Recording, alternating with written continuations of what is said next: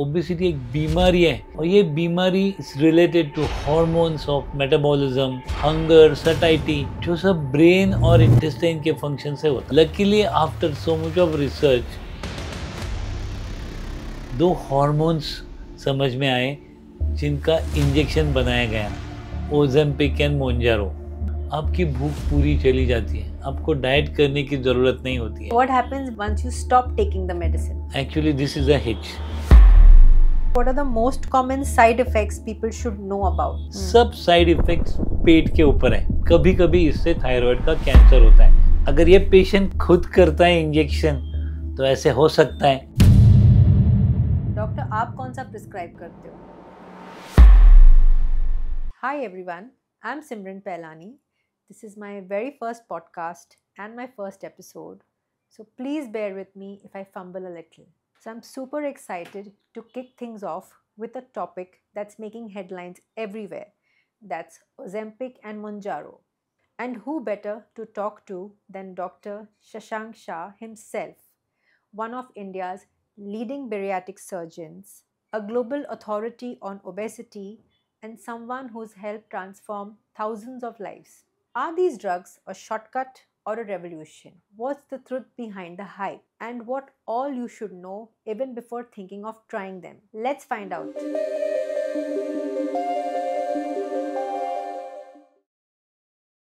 So, Doc, I've jotted down a few most popular questions which our viewers would like to know. So, Doctor, my first question is everyone's talking about Ozempic and Mounjaro, but what exactly are they and why are they suddenly everywhere?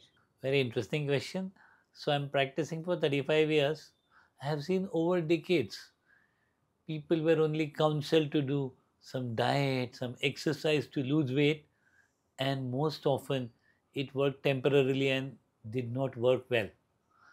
It is in last 2 decades that the understanding that obesity एक बीमारी है ये समझ में आया और ये बीमारी is related to hormones of metabolism, Correct. hunger, satiety, जो सब ब्रेन और इंटेस्टाइन के फंक्शन से होता है। Right. Luckily after so much of research दो हार्मोन्स समझ में आए जिनका इंजेक्शन बनाया गया, Ozempic and Mounjaro. These are GLP-1 analogs. So GLP-1 एक हार्मोन और पेप्टाइड होता है जो स्मॉल इंटेस्टाइन से सीक्रेट होता है। बट द ब्यूटी इज आपकी भूख पूरी चली जाती है, आपको डाइट करने की ज़रूरत नहीं होती है। आपका थोड़ा मेटाबॉलिज्म भी एक्सेलरेट हो जाता है, शुगर नॉर्मल होने लगती है, पेट भरने का सेंसेशन इमीडिएटली आता है।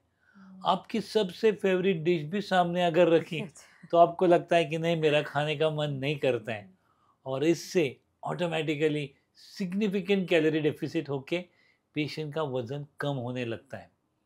So they work on receptors in the intestines, pancreas, the liver, and in the brain. Most important, they work in the center of hunger, satiety in the brain.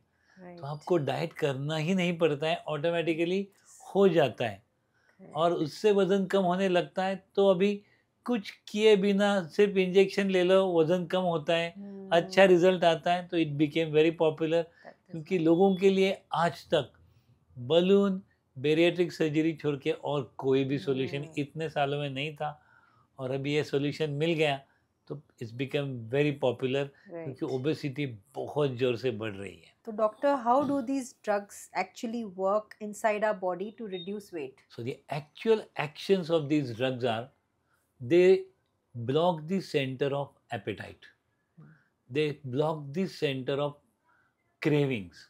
सबको ऐसे होता है, कोई डाइट करते हैं तो 15-20 दिन के बाद बहुत भूख लगती है, फिर लगता है कि आज मैं खाऊंगा, कल से करूंगा, ये पूरा बंद हो जाता है।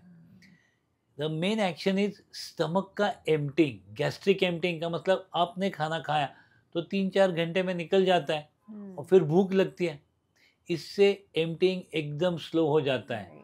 सुबह खाना खाया तो शाम तक पेट भरा हुआ रहेगा, आपको खाने की इच्छा ही नहीं होगी।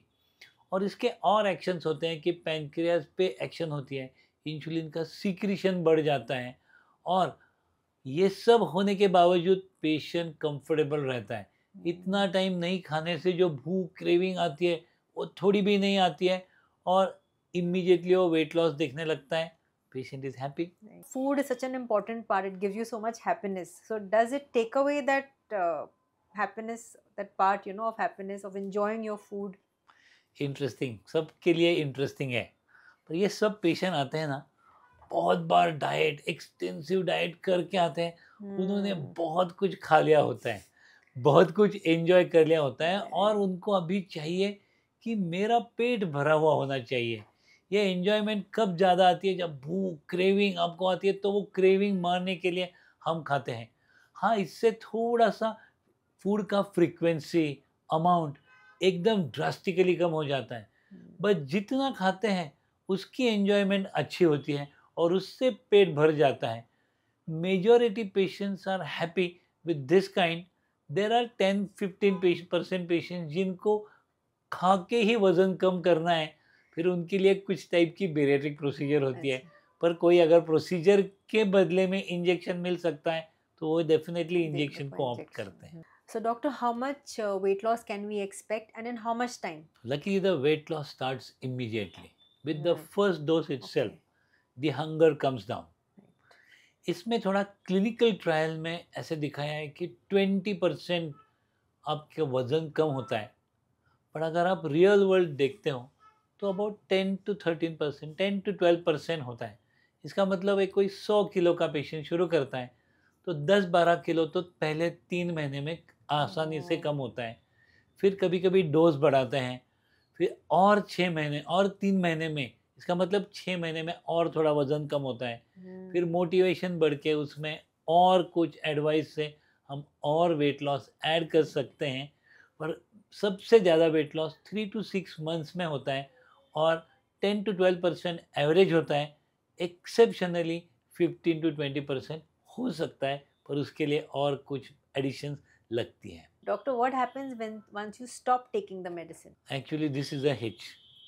ये रिजल्ट मेडिसिन डिपेंडेंट है।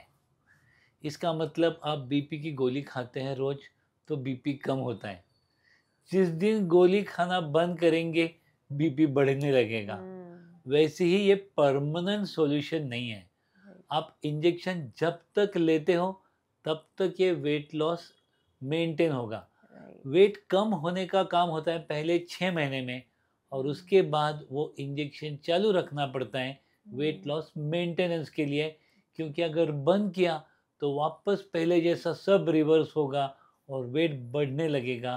ट्रायल्स में ऐसे दिखाए हैं कि अगर ये इंजेक्शन सडनली बंद करते हैं तो 6 महीने में 50% से ज़्यादा वज़न वापस आ जाता है। उसके आगे का रिसर्च नहीं हुआ है, पर हो सकता है आप बंद कर दो तो पहले से भी ज़्यादा बढ़ जाए। तो अच्छा है, साइंटिफिक गाइडलाइन के हिसाब से इसको लेना ही पड़ता है। सवाल सबके मन में ये आता ही है कि क्या ये ज़िंदगी भर लेना है, पर आज का आंसर तो यही है कि हाँ, आपको लेना पड़ेगा तो ही वेट मेंटेन होगा। What are the most common side effects people should know about? कोई अच्छी चीज़ मिलती है ना तो थोड़े साइड इफ़ेक्ट्स होते हैं। लकीली साइड इफ़ेक्ट्स एक्सेप्टेबल है। सब साइड इफ़ेक्ट्स पेट के ऊपर है।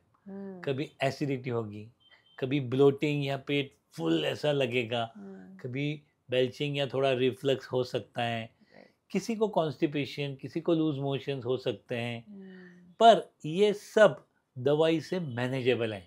मेजॉरिटी पेशेंट्स ये एक्सेप्ट करते हैं, पर जैसे ही डोज इंजेक्शन का बढ़ाते हैं, जिनको ज़्यादा डोज लगता है उनको ये साइड इफ़ेक्ट ज़्यादा होते हैं। कुछ साइड इफ़ेक्ट्स हैं जो सबको पता होने चाहिए। इससे पैंक्रेटाइटिस का चांस बढ़ता है। तो अगर किसी को पैंक्रेटाइटिस है तो उसको अंडर इन्वेस्टिगेशन सुपरविजन के बाद ही देना है या नहीं देना है डिसाइड करते हैं। इससे गॉल स्टोन्स हो सकते हैं, तो पहले एक सोनोग्राफी करवाते हैं, बाद में भी सोनोग्राफी सर्वेलेंस करते हैं, उसके ऊपर ध्यान देना पड़ता है।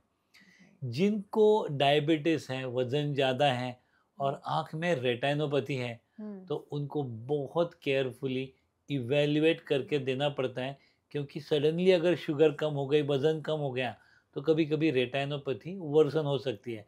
बहुत कम लोगों में हुआ है, पर ये देखना पड़ता है।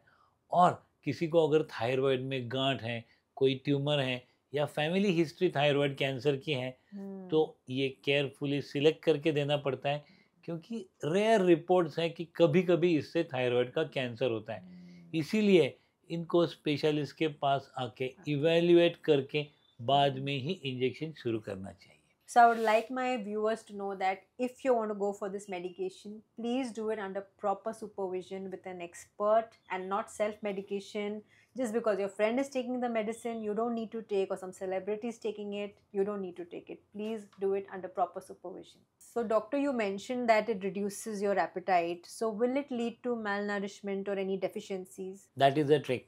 अगर ये पेशेंट खुद करता है इंजेक्शन तो ऐसे हो सकता है, फिर कोई सेलिब्रिटी फेस देख के बोलेगा फेस का ग्लो चला गया, पर इसमें विटामिन सप्लीमेंट की ज़रूरत होती है, प्रोटीन सप्लीमेंट की ज़रूरत होती है, स्किन केयर की ज़रूरत होती है। तो हम उसको बिना डेफिशिएंसी के अच्छा ग्लो मेंटेन करके ट्रीट कर सकते हैं, पर वो सिर्फ इंजेक्शन नहीं, इंजेक्शन के साथ साइड इफ़ेक्ट्स कम करना, सप्लीमेंट्स देना, बेसलाइन न्यूट्रिशनल इवैल्यूएशन करना और फिर हर एक का ट्रीटमेंट अलग से डिज़ाइन करना, ये बेस्ट आउटकम का सीक्रेट है। So doctor, can you have alcohol or eat out while taking this medication? ये तो ज़रूरी है, आपने जैसे बोला हैप्पीनेस के लिए पार्टी Right. ज़रूरी है, ये तो कर सकते हैं, पर कभी कभी एसिडिटी हो सकती है, एसिडिटी की दवाई लेनी पड़ती है, पर सब कुछ खा सकते हैं, सब कुछ एंजॉय कर सकते हैं, पार्टी कर सकते हैं, पर उसमें ऑटोमेटिकली इंजेक्शन से लिमिट सेट हो जाती है। तो आप एक लिमिट के बाहर नहीं जाते मोस्ट ऑफन, तो एंजॉय भी करते हैं और वजन भी कम होता है, Right. दोनों साथ में होते हैं। So सब लिमिट में ठीक है। सब लिमिट में ठीक है। Okay. That doesn't mean doctor saying go and drink, like you're taking injection on one side and drinking on the other side. Please avoid that. So doctor, what is the difference between Ozempic and Mounjaro? Ozempic is known as GLP-1 analog. That means body में GLP-1 के जो receptors होते हैं उसके ऊपर काम करता है। दोनों ही सेम ग्रुप के हैं। अभी ओजेम्पिक इंडिया में लॉन्च हो रहा है कल ही, वीगोवी नाम से, वीगोवी। सो ओजेम्पिक के नाम से वो पॉपुलर हुआ है, पर डायबिटीज़ के लिए। वीगोवी अभी डायबिटीज़ के लिए और वज़न के लिए, वेट लॉस के लिए लॉन्च होगा वीगोवी नाम से। और मोंजारो है जिसमें GLP-1 भी है और एक रिसेप्टर है GIP। तो GLP और GIP का रिसेप्टर कंबाइन करके उसका कॉम्प्लीमेंट्री इफेक्ट एक्सप्लोर कर रहा है। इससे थोड़े साइड इफेक्ट कम होते हैं, ऐसे कंपनी का क्लेम है। दोनों भी इंडिया में अभी नए हैं, तो हमें देखना है कि दोनों कैसे काम करते हैं। मोर और लेस दोनों ऑलमोस्ट सिमिलर रिजल्ट्स देते हैं, मार्जिनल डिफरेंस के साथ। Doctor super interesting. डॉक्टर, मैंने आपसे सुना है इंजेक्शंस का, but I have heard tablets भी लेते हैं। So can one take tablets as well? Tablets भी हैं, सिमाग्लूटाइड की हैं 3 milligram, 7 milligram, 14 milligram. At this moment tablet सिर्फ डायबिटीज़ वाले पेशेंट्स के लिए रिजर्व्ड है, टाइप 2 डायबिटीज़ वालों के लिए। और टैबलेट का इफ़ेक्ट और इंजेक्शन का इफ़ेक्ट, इंजेक्शन टैबलेट से ज़्यादा इफ़ेक्ट करता है। टैबलेट के एब्सॉर्प्शन में थोड़ा क्वेश्चन मार्क आता है, क्योंकि वो 12 घंटे फास्टिंग, फिर एक ग्लास के साथ ले लो, रोज़ सुबह उठने के पहले ले लो, और फिर आधा घंटा कुछ मत ले लो, उसके साथ थायराइड की दवाई बाद में ले लो। ये थोड़ा कॉम्प्लेक्स होता है, पर डायबिटीज़ वाले पेशेंट लेते हैं। उससे डायबिटीज़ ज़्यादा इम्प्रूव होता है वेट लॉस से। तो वो टैबलेट्स हैं ज़्यादा डायबिटीज़ इम्प्रूव करने के लिए, और ये इंजेक्शन्स आए हैं जिनको डायबिटीज़ नहीं है पर वज़न कम करना है उनके लिए, और जिनको डायबिटीज़ है, डायबिटीज़ भी इम्प्रूव करना है और वज़न भी कम करना है उनके लिए भी। I think a lot of people need to hear this. And also, doctor, how often should you take these medicines? Are you supposed to take it? ये इंटरेस्टिंग क्वेश्चन है और सबको मालूम होना चाहिए। ये इंजेक्शन इनिशिएट करते हैं सबसे लो डोज में, 0.25 या मोंजारो 2.5 में शुरू करते हैं। हर हफ्ते में लेना पड़ता है, 4 हफ्ते मिनिमम डोज पे देते हैं, और उसको डोज एस्केलेशन बोलते हैं। 4 हफ्ते के बाद फिर डोज थोड़ा बढ़ाते हैं। वज़न अच्छे से कम हो रहा है तो उसी डोज पे कंटिन्यू करते हैं। अगर वज़न कम नहीं हो रहा है तो नेक्स्ट डोज के लेवल पे जाते हैं। मैक्सिमम टॉलरेटेड डोज ओजेम्पिक और वीगोवी का 2.4 है और मोंजारो का 15 मिलीग्राम तक जा सकते हैं। तो मतलब मोंजारो 2.5, 5, 7.5, 10, 12.5, 15 और ये ओजेम्पिक या वीगोवी 0.25, 0.5, 1 मिलीग्राम ऐसे आहिस्ता आहिस्ता 2.4 तक ले जा सकते हैं।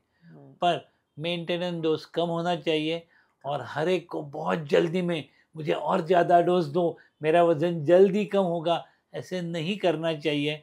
डोज एस्केलेशन एक प्रोटोकॉल है और उसी हिसाब से उसको Aahista Aahista under supervision side effect दोनों साथ में देख के बढ़ाना है। तो इसका मतलब है कि जो आपसे ये मेडिकेशन ले रहा है उसको हर हफ्ते आपके पास आना पड़ेगा लाइफ लॉन्ग? नहीं, हर हफ्ते तो नहीं आना पड़ेगा। Interesting part of this injection is ये खुद ले सकते हैं। अच्छा। इनिशिएट करने के टाइम पे डॉक्टर के पास जाना है, फिर लो डोज शुरू कर देते हैं। 1 महीना तो वही डोज हर हफ्ते में, का मतलब घर में 3 बार खुद को लेना है।